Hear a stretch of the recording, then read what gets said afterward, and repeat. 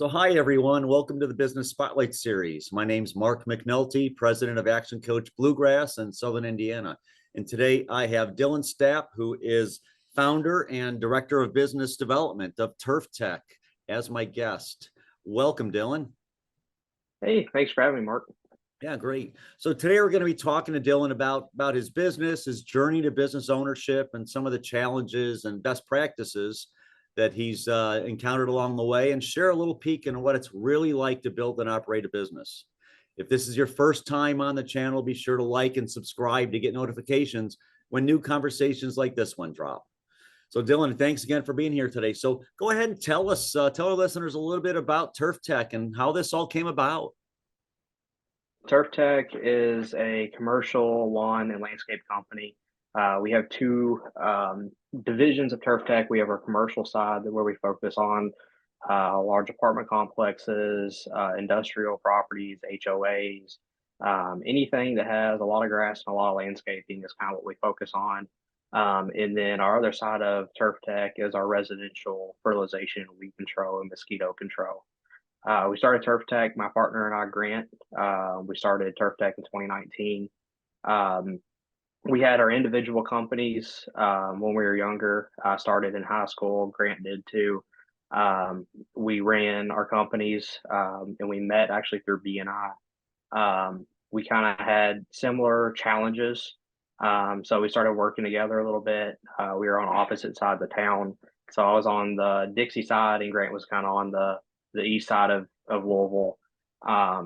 And if we had work, we would kind of help each other out. I would do something on my side of town. He would do something that's mine on his side of town. Eventually we kind of just kept running into the same problems and challenges. And we had a conversation. We're like, hey, we're already helping each other, already working together.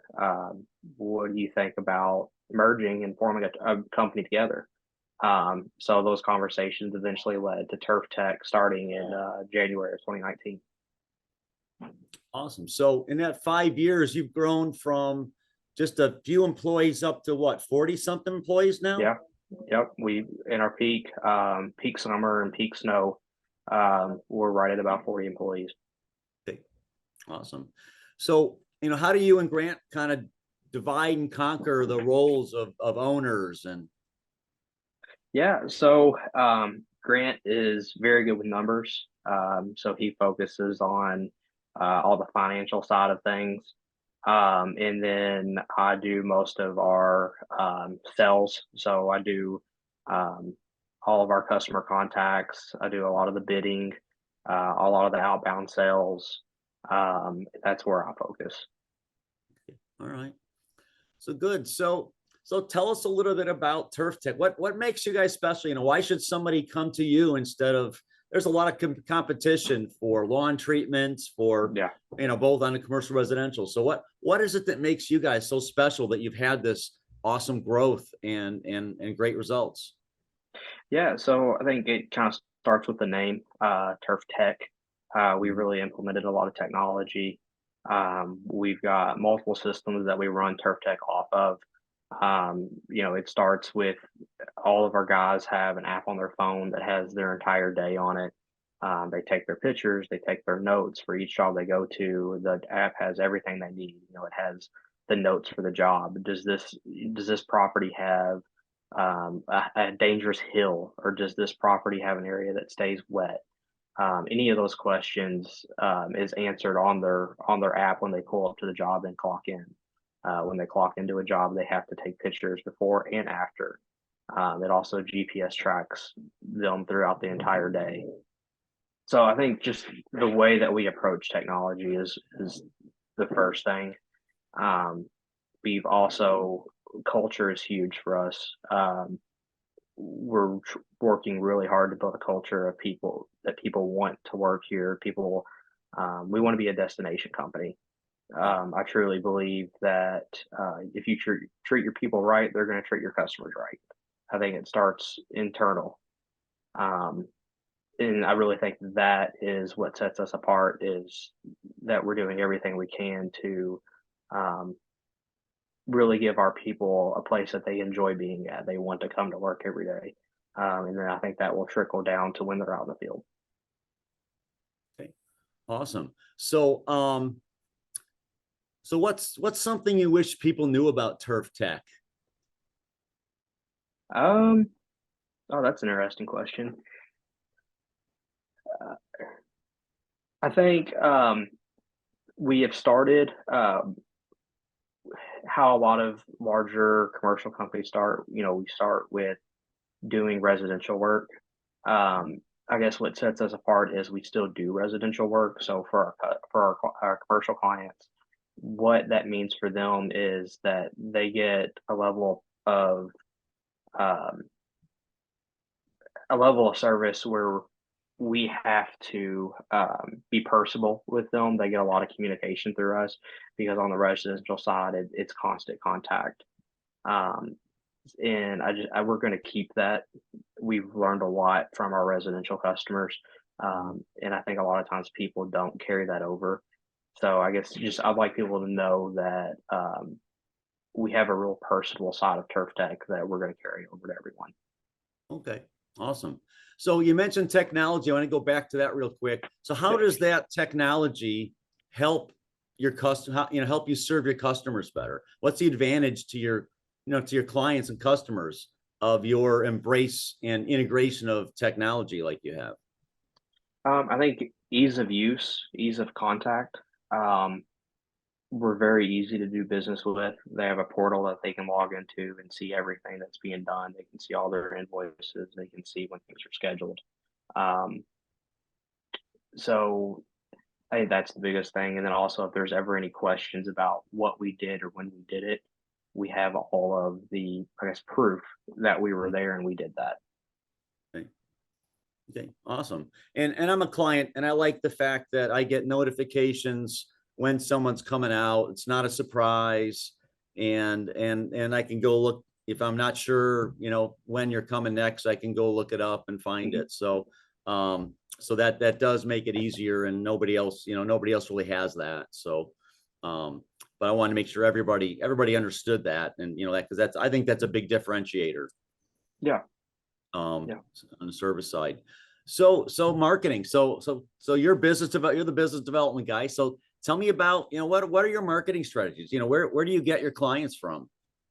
So on the commercial side, a lot of our clients are outbound sales. So it's going to them for the contact, Mhm. and building a relationship to where that we're the people that they come to when they need something. Right now, that's our main focus. Um, and then really, it's we're focused more on branding than really marketing. We want to be recognized. Um, and we actually we're working on partnering with a marketing company to kind of help us with that side of things. Mhm. Of course, we do Facebook and Instagram and LinkedIn and things like that. Definitely on the marketing though, that's something we need some help with, and we're actively looking for a partner with that. Okay, awesome. So, and then residential, so you mentioned BNI. Are you still, it's a big referral network. I know that was one of the ways that you and Grant both get started networking your business. Are you still doing a lot of networking like that? Yeah, I'm no longer in B&I. Definitely, I still go to networking events. We're part of a couple associations that I go to. Part of the local apartment association. We do all of the events that would possibly came with them. Um, and then anything with us being really focused on the commercial side, B&I hasn't isn't always the best avenue as far as networking goes on that. So we try to look for other associations that directly correlate with commercial properties. Okay. All right. Awesome. Great. So you kind of covered kind of how you and Grant came together. So what was that transition like coming together and bringing two companies together and partnering? Because, people do that all the time, but, kind of how did that work for you? How did you make it work?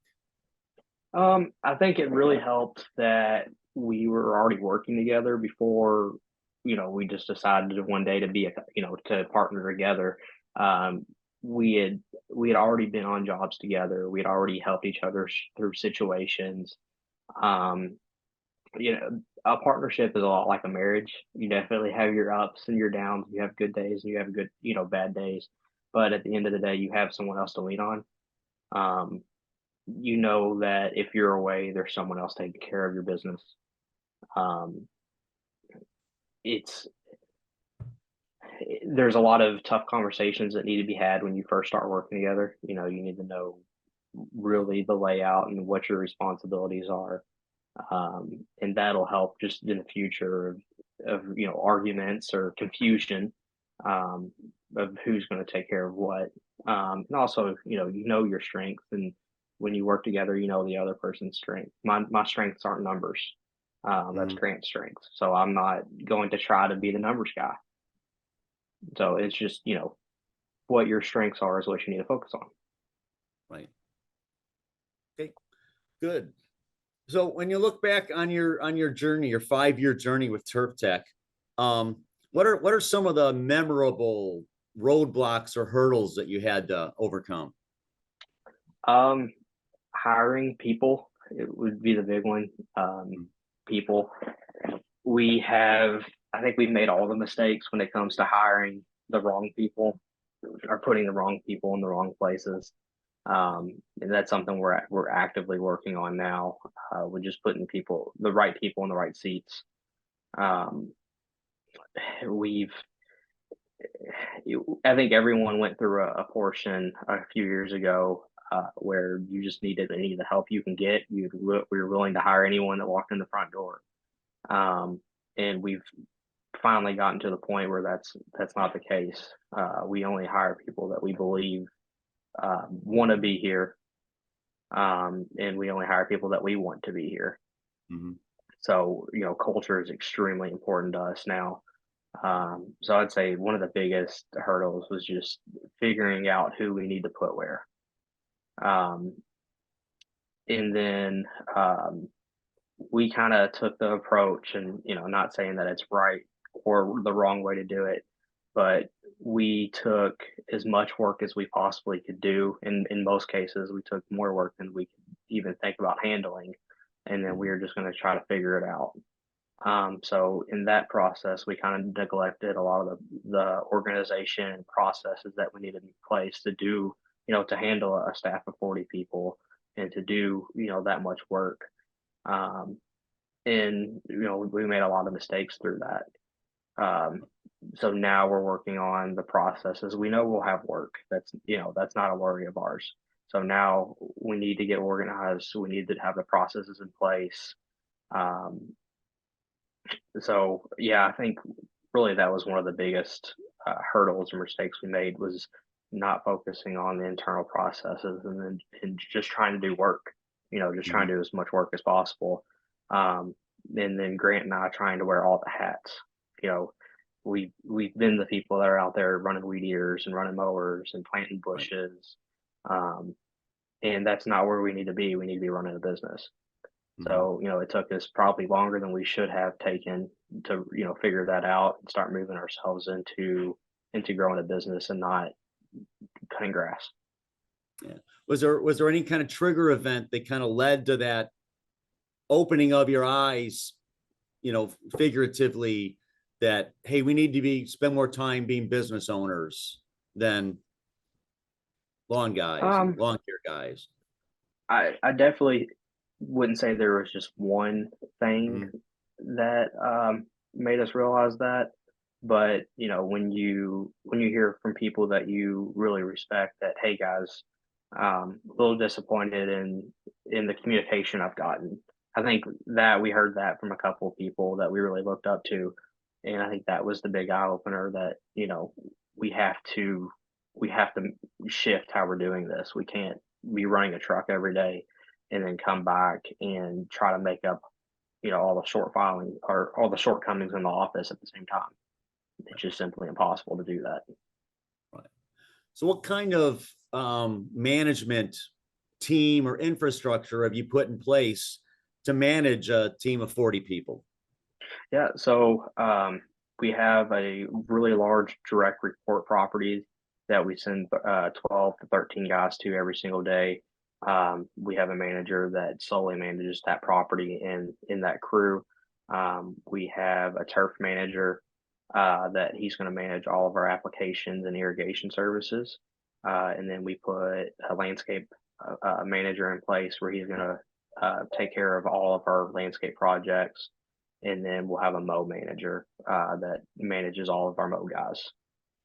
Okay. And then Grant um, is kind of in the office. He's taking care of payroll, um, anything that has to do with scheduling, things like that.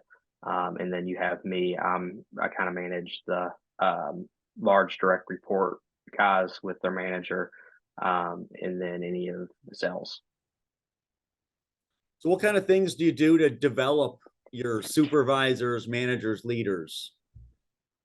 Um, we do weekly meetings. We'll bring everybody in. We'll sit at a table. We'll go over the things that we have to talk about, and then we'll kind of open it up to them. Hey guys, what are you all seeing? What problems are you having? What questions do you have?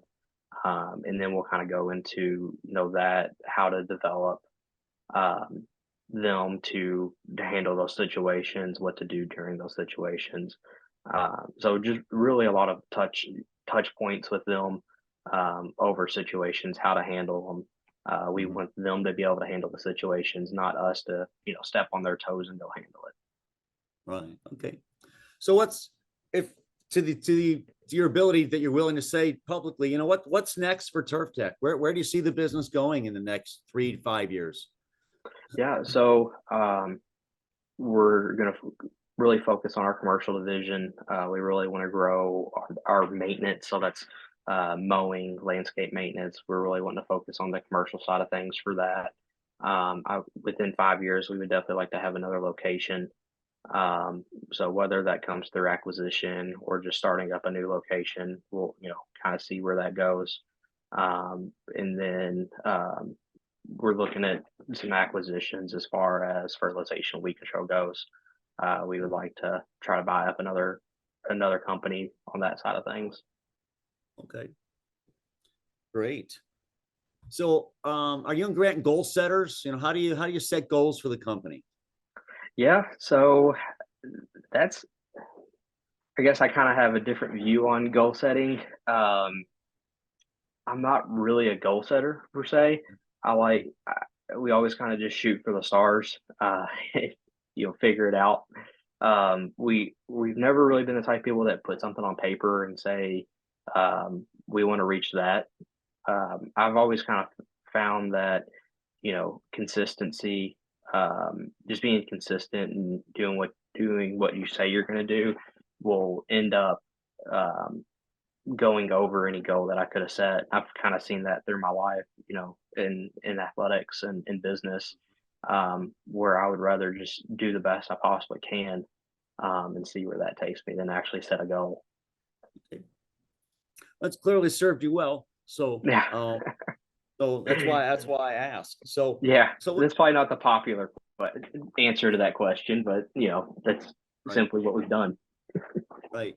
So you mentioned about creating a culture that people want to work at. So what are a couple things you do to keep your team members with you and coming back year after year? Because you're in a typically very high turnover industry.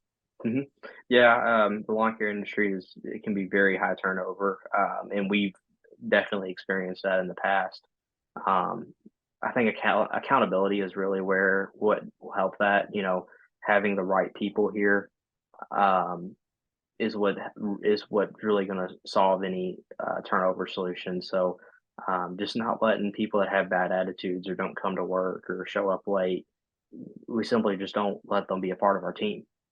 And if we have a culture that doesn't accept, a bad attitude or not coming to work, it weeds those people out pretty quickly. Right. So I really Okay. think that's just accountability, I think, is the big thing. And so the team takes care of the team. Is that what also?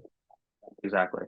Yeah. So, Okay. if the team doesn't accept those type of behaviors, then those type of behaviors simply won't exist. Right.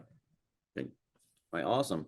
All right, so we've covered a lot of ground today. Those of you watching, listen to this a couple times. There's a lot to learn from Dylan's experience and what he's done. So now, Dylan, I've just got a couple quick questions. Just kind of first answer off the top of your head's probably the best one to wrap us up here. So, what is your number one? Excuse me. So, what is your number one key to success? Always show up. Always show up. Yeah, always show up. Okay. So what's one piece of advice you would give to other business owners?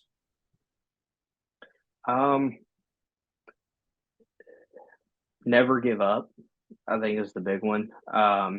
You're gonna hit a lot of really difficult moments. It's never easy. Um, you're gonna have a whole lot of ups and downs. It takes years to build a business. Um, you know, it requires a lot of patience. It requires a lot of money. Um, it's just simply time. So just because you're 2, 3 years, 4 or 5 years into growing a company, you're not there yet. So you have to keep pushing. Um, and you may not be able to see it, especially someone that's just starting a company, you may not be able to see the light in the tunnel, but it's there. Awesome, good advice.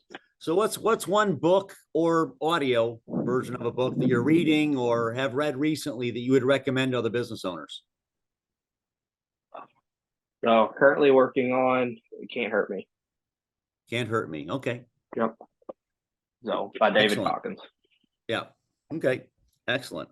And then, so if I had a magic wand, I don't, by the way, but if I did, what's one area of your business you'd want me to wave it over and improve immediately? To immediately improve.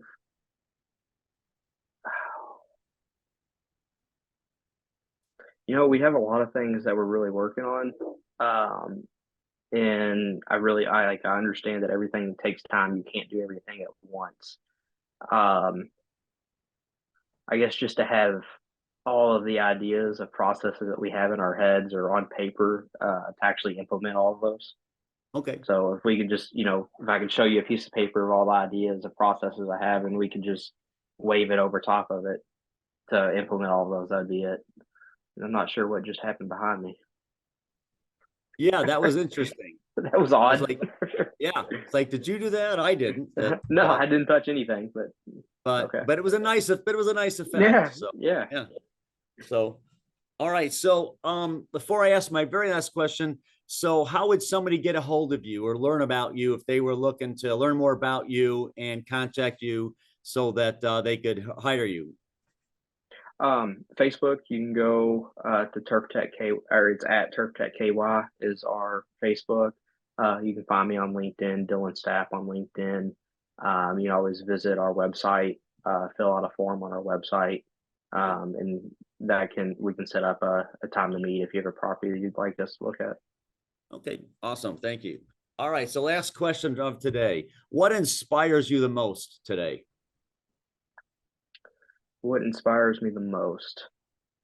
I think really what inspires me is just to create a place that people want to be at, um, somewhere that they're proud to be at, somewhere that my family is proud to say that I've built or that we've built.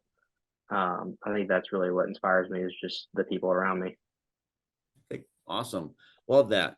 So thank you so much. So, ladies and gentlemen, this has been Dylan Stapp, co-founder of Turf Tech, also the director of business development. He's shared a lot of great lessons with us today that have led to his and Grant's success.